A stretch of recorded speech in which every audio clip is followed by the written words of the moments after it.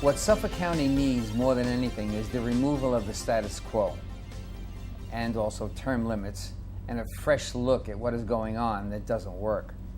Drug use and gangs in this person's constituency require a man that lives in this area and knows best what to do for his neighbors and speaks the language.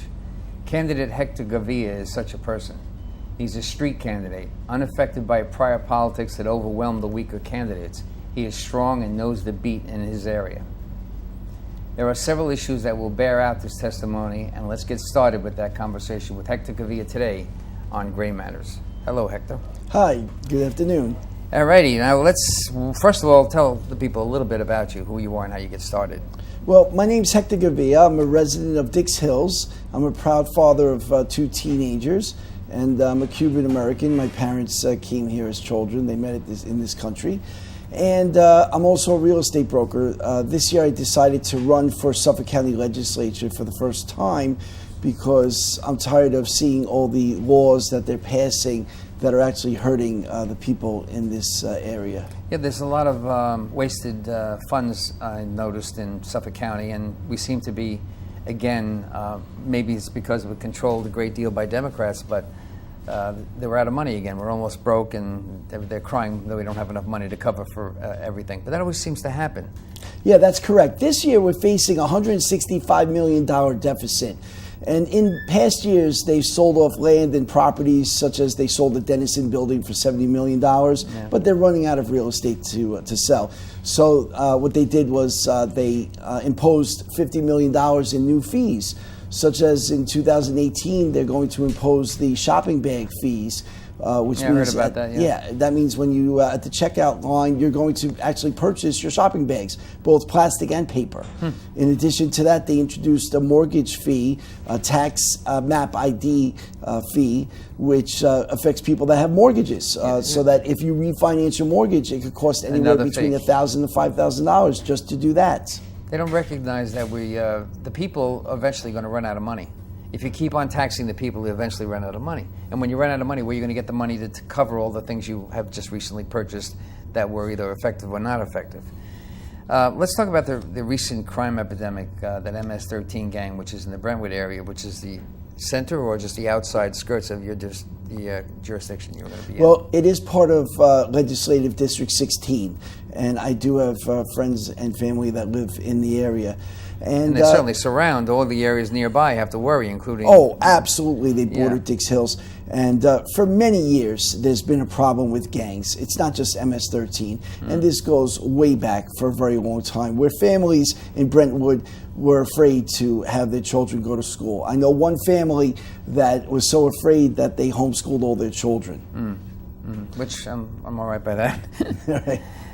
There was also a rash of drug overdoses, heroin overdoses, and apparently, even though they have some kind of antidote, I forgot the name of it, Narcan, I think is the name of it, that there were more deaths by heroin overdose for the first time than car accidents, which are always the #1 killer of people. Yeah, we have a major epidemic on our hands regarding heroin, and that goes back to the opioid addictions that actually starts when somebody has a serious operation, such as a knee operation or back surgery. Unfortunately, the doctors are very quick to overprescribe narcotics, such as Percocet and other drugs like that. And what we really need to do is stop the pharmaceutical companies from incentivizing doctors to do that. Many people are not aware of this, that doctors are actually getting compensation in forms of free dinner and other things for prescribing medications. So we really should make it illegal. Medications, yeah, exactly. We should really make it illegal that a doctor shouldn't even be able to get a pen from a pharmaceutical company. If we could ease up on the malpractice insurance that these doctors have to pay, some that could stay in business too. There's a shortage of good doctors. Yeah, absolutely. Malpractice is killing them. I hope you have time to work on something like that.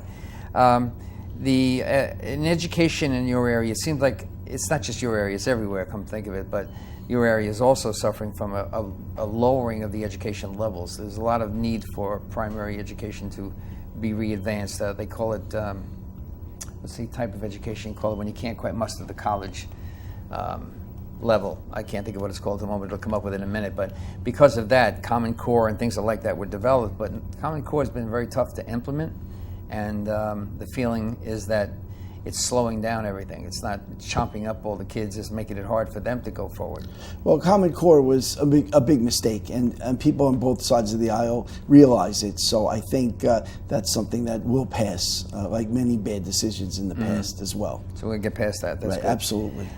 Is there anything in your area that you think was worth mentioning that might advance the knowledge of the people who might vote for you, that you might add to that? Yeah, absolutely. You mentioned, the gang problems. What I'd like to touch on that is the good news is the federal government is finally allowed to intervene, meaning that local law enforcement is working with ICE to identify those individuals who are committing crimes and are here illegally. And what I'd like to add also is that my friends who are immigrants, just like my parents were immigrants, actually welcome the police to do that, because they don't want these people coming from Central America committing these horrendous crimes to be here anymore. And in the past, they were afraid to report them to the police because the police actually could not do anything for them due to the fact that our politicians allowed our allowed our state to be a sanctuary county. But that has stopped. And I'm glad to tell you that I'm walking door to door, and most people support the idea of law enforcement, of law and order, and getting rid of the bad guys and sending them back to the countries where they belong. So you would say that your experience says that the sanctuary cities are something that should be stopped? Yeah, absolutely. Yeah. Because the problem is this idea that we overlook the underage, the unaccompanied minors coming in, and we don't vet them. That day is done. Those times are over. We really need to make sure that anybody coming into this country comes here legally. And I will tell you that I have an overwhelming support from the immigrant community as well. Well, that's interesting. Yeah, they should know that. Your people should know that. How's the infrastructure in the area that you're going to oversee, the roads and bridges and things like that? Are they in decent shape, do you know? They're not in decent shape because, as I mentioned, we have a $165 million deficit, and they have trouble paying their bills. So that's something that is lacking. As we drive around on county roads, we see that they're not being maintained, they're not being landscaped, and things aren't being taken care of as much as they should be. And that should change once, hopefully, we take over the legislature and we take over the county government, because we have to balance the budget. Landscaping and also things, the roadside appearances and things that are like that, and the sanitation department too included. Are there any problems that you know of in that area that could be improved? Well, there's always things that can be improved. I mean, people tell me that they're actually having to pick up the garbage off their own streets. They feel that the town doesn't do enough to clean up. So there are communities where they feel they have to do it on their own, and they're paying high taxes, and they really shouldn't have to do that. There's certainly a high tax. Yeah, absolutely. Is there any pet projects that you can think of that you might either like to, other than the one you mentioned just a moment ago, which is, I think, is it the drugs? Yeah, the drug epidemic? Oh, the Right. MS-13 gangs.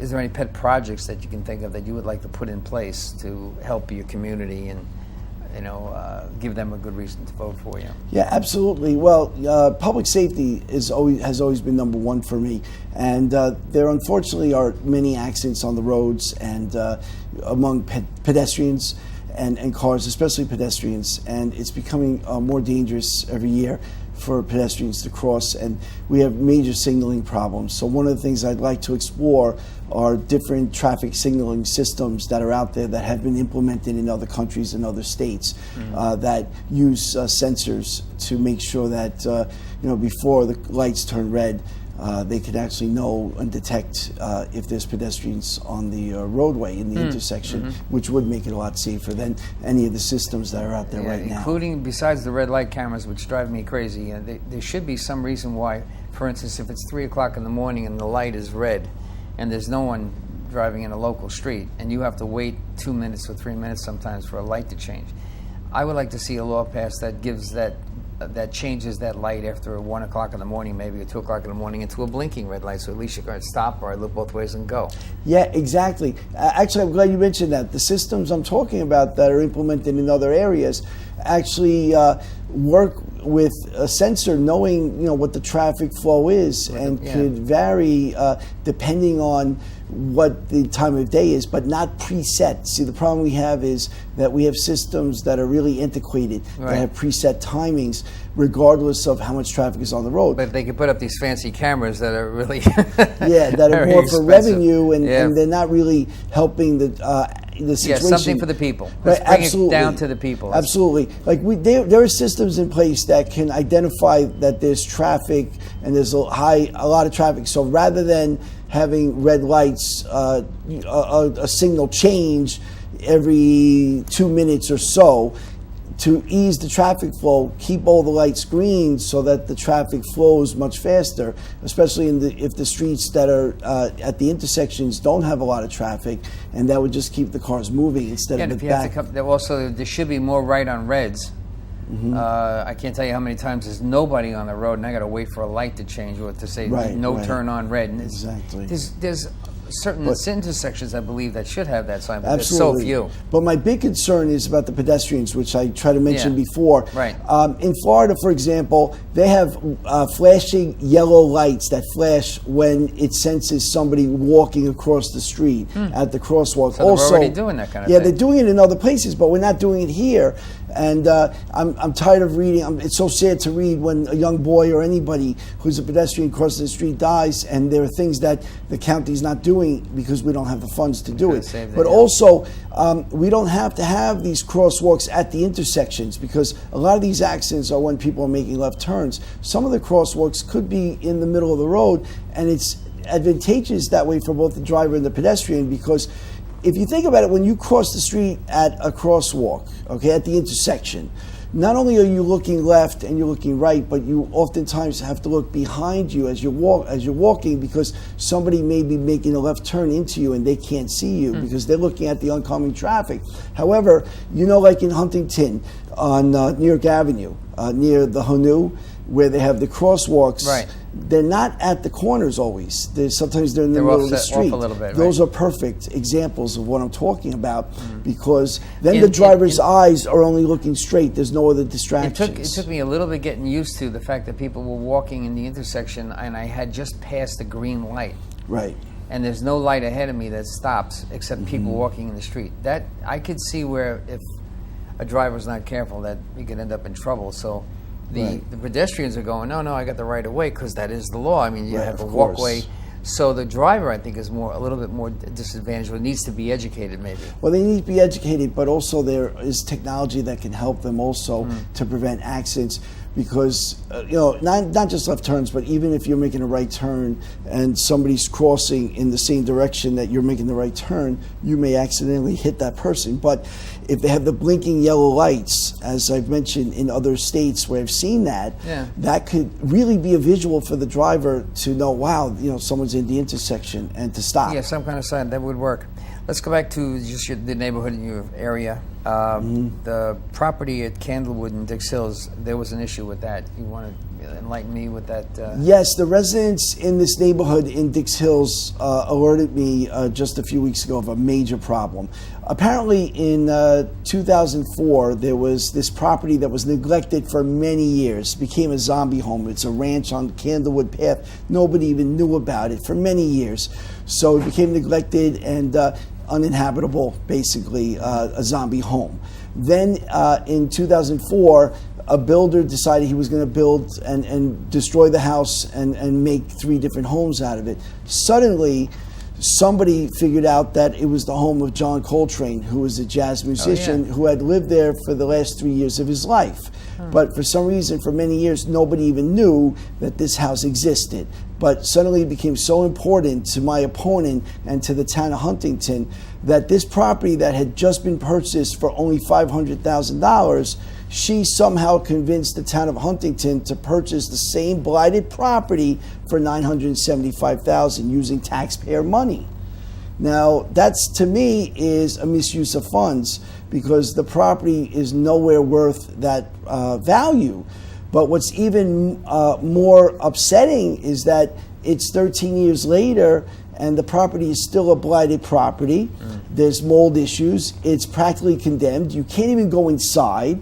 And the neighbors are furious for obvious reasons because it really is an eyesore in the neighborhood on that block.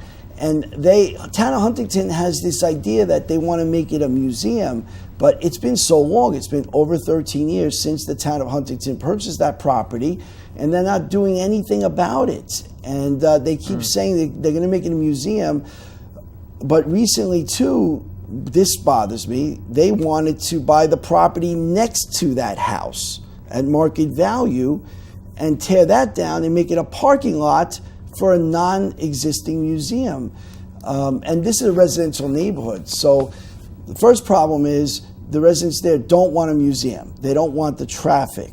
But the second major problem is that it's been a blighted property for so long, for over 20 years. What are they doing? And how could they recklessly spend all this money that's taxpayer money on this? It sounds like there's no final answer as to what would be the best determination for what the property value would go for. So that being said, that means anything you put into it could be lost or not functionally utilized. Yeah, well, that $975,000 is gone. And because they paid off so the taxpayers funded something that doesn't necessarily have any use at all. I mean, right? That's correct. Yeah. And there's no benefit to the community. There's no benefit to the society. Look, I'm not against music. I love music. I love that John Coltrane was such an important part. I hadn't known that he was there. I didn't know. Yeah, and most people didn't even know. The fact is, most people didn't know that they allowed the house to be neglected for so many years. And then somehow, when the news came out that the developer was going to, tear down the house, all of a sudden it became so important. And that's the part that's disturbing. But like I said, what's more disturbing is that they recklessly spent all of $975,000 of taxpayer money, and there's nothing to show for it after all this time. And this is the type of career politicians that we have running in Huntington, and they think they know better than what the residents of Dix Hills want. In a general sense, it always seems that and I'm not pointing fingers necessarily, but it seems like every time there's a dominance of Democrats in one pool, like there was in Suffolk County, that they're always out of money in a couple of years. They just spend, and they never saw a deal they don't want to spend for. Yeah, exactly. There's no fiscal conservative.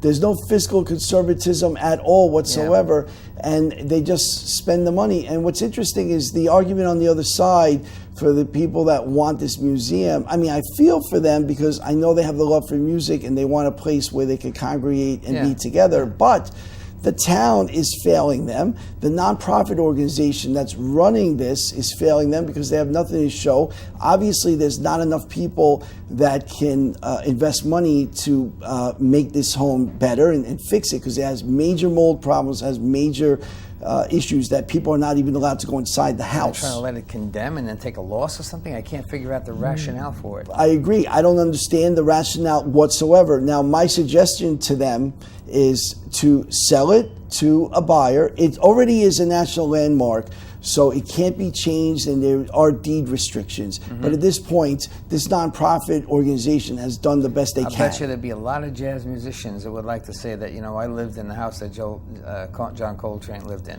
Yeah, absolutely. And you know what I would also... it might even keep the value up. Thank you. And what I have to imagine is that if you sell it to the highest bidder, somebody who wants to buy that property, I bet that person within 6 months to a year can fix what this nonprofit organization has not been able to do for over 13 years. Right. So what I made a promise to the residents in that neighborhood, should I get elected, I will help them to get that property sold, but also to the musicians, since it is a landmark, it's on the National Registry and all that. Certain things can't be changed. Right, there's certain restrictions that will take place. I mean, I don't think that we can make it a museum.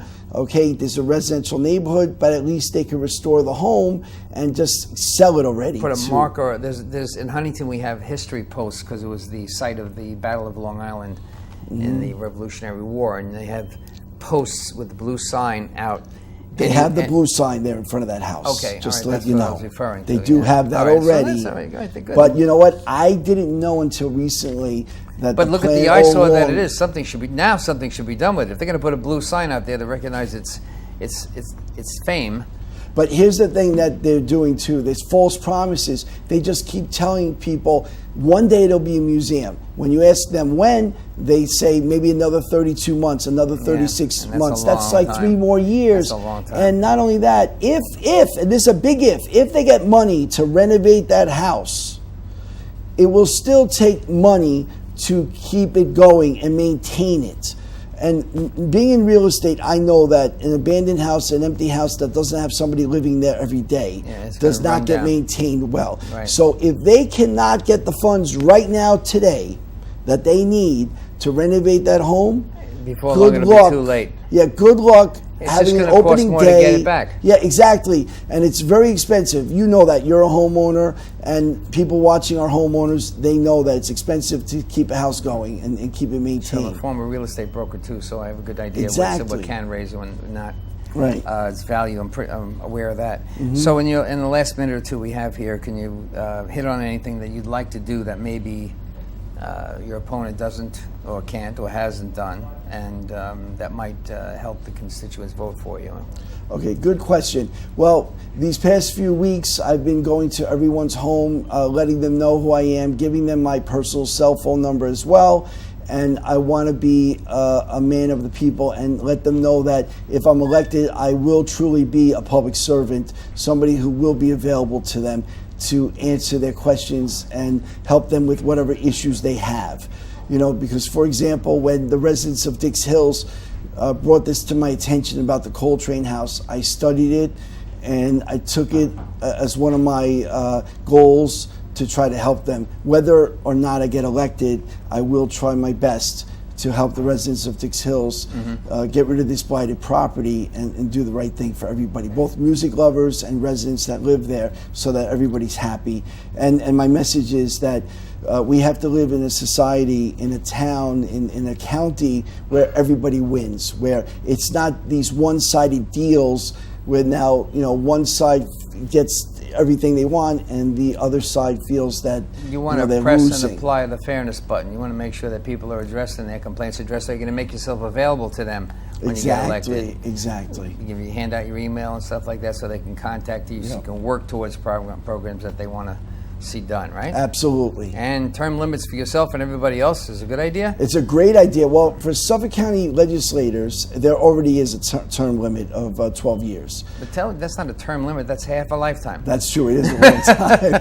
That's true, but it's better than what they have at the town. The town, there are no term limits. So you have people there that have been, please it's a kingdom. Fix this. It's a Everybody kingdom. should have it. 4-year election. If you win, you go to 8. That's it. That's right. Because a lot of people that get tired of people that are in office for a long time and they can't fix anything. I'm very much aware of that. Thank you very much, Hector Gavilla. Good luck to you. Thank you. You've been watching Gray Matters, the program that brings you the information of the day, current events, and all those things that you want to hear in your local community, produced for you. Thank you very much for watching. My name is Chris DiMaggio, and we'll see you again next week.